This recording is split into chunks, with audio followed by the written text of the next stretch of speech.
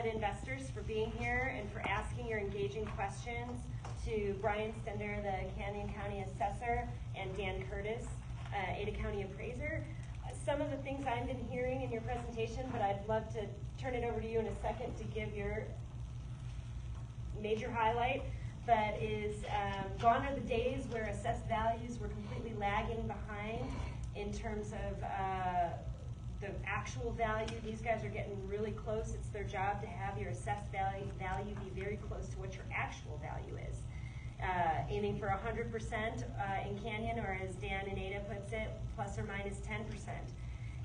Elected maintenance isn't going to change that. If you have maintenance you could or should be doing, that's not going to affect your assessed value. And there's no ceiling on how much change there can be from last year to this year. If they were low last year and values have gone up this year, that can be a large number.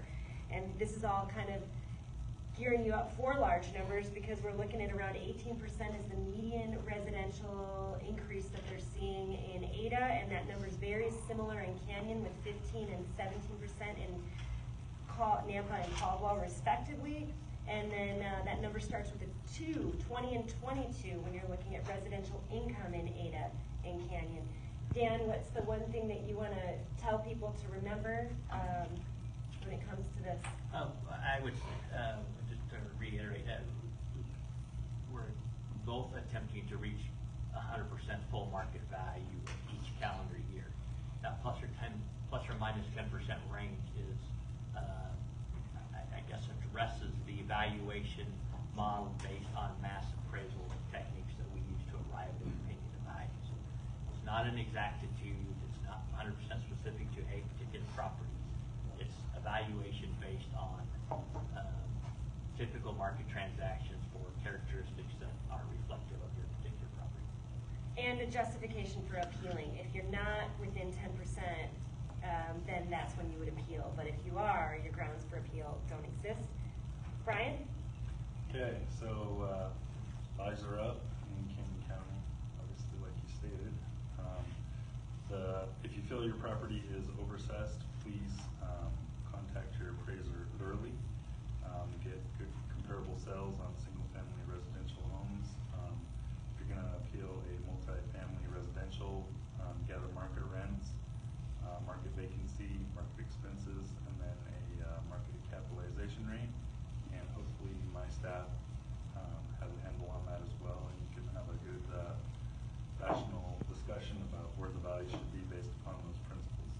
Again, fourth Monday in June is the last day to appeal, and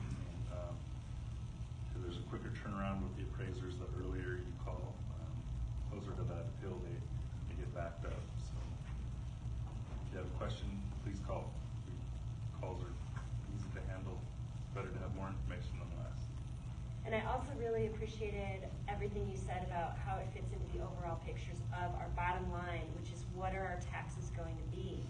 And I liked it that you said if anybody wants any control over what their taxes are going to be, it's not really at the assessed value level. That is what it is.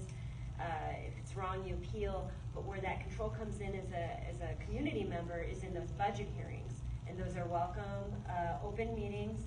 Sounds like public feedback is available, and it's often not provided. And that's where everybody can set their budgets, and that's what's going to affect the overall money needs. And that money comes from our property taxes. Thank you.